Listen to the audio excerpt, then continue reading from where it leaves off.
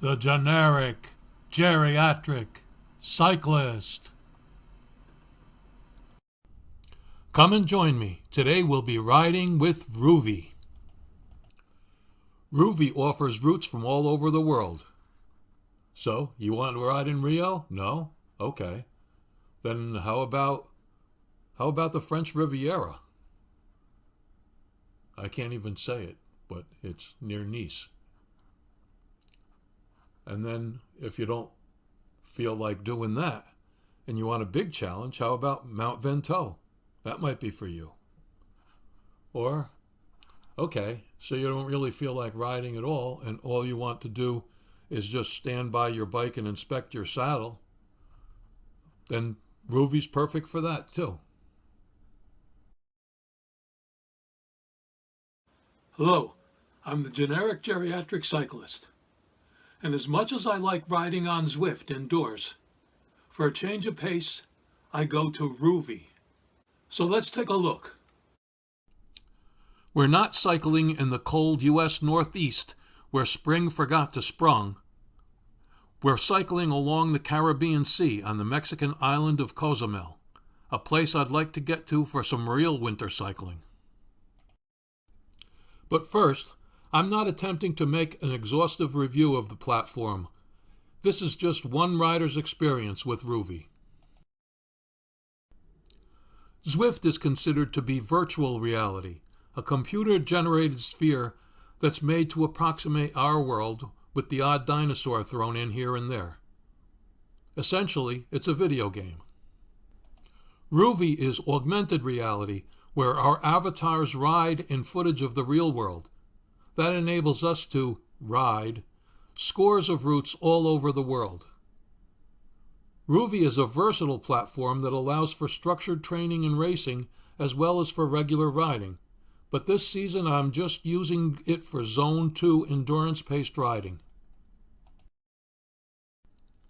Although a big feature of the Rouvy platform is doing epic climbs from the discomfort of your own home, I'm choosing flat routes where I can ride at as steady a pace as I can. Riding flat routes forces me to keep steady pressure on the pedals with no downhill cruising. It's almost like riding a fixed-gear bike.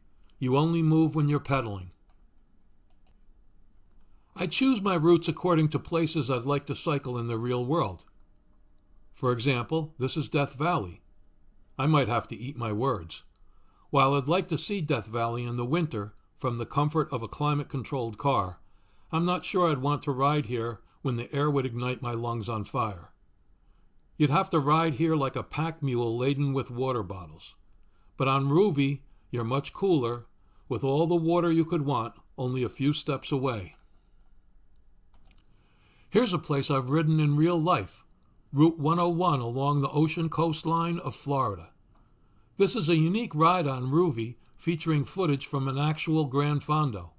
I've done it a few times because I liked riding with biological rather than virtual beings, even though they're also made out of pluses and minuses, and I'm sitting on a bike in my living room. After riding part of the virtual Fondo, I'd like to do the actual Gran Fondo Brevard. Unfortunately, the event seems to have been canceled.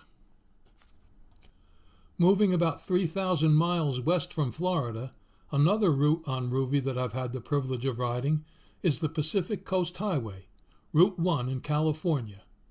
This is probably the ride that most often appears on American cyclists' bucket lists.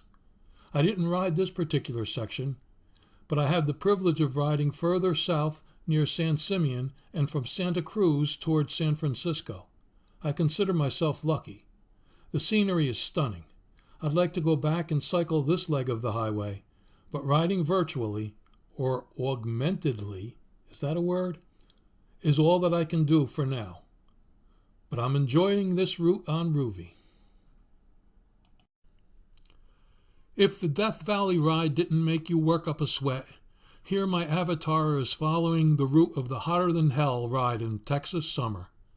The terrain is so flat, the only hills are when you cross a highway.